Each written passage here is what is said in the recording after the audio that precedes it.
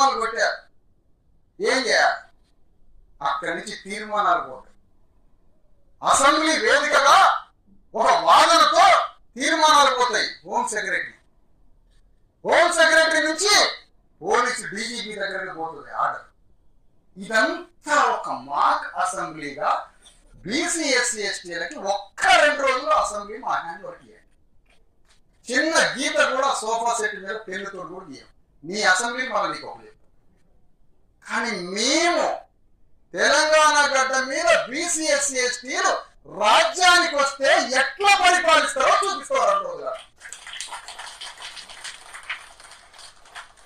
ఇది ఇవ్వకపోతే, ఆ అసెంబ్లీని 2 రోజులు మనకు అవకాశం ఇవ్వకపోతే, 2 రోజులు ఇవ్వకపోతే ఆమరణ నిరాహార దీక్ష కూర్చుంటాం.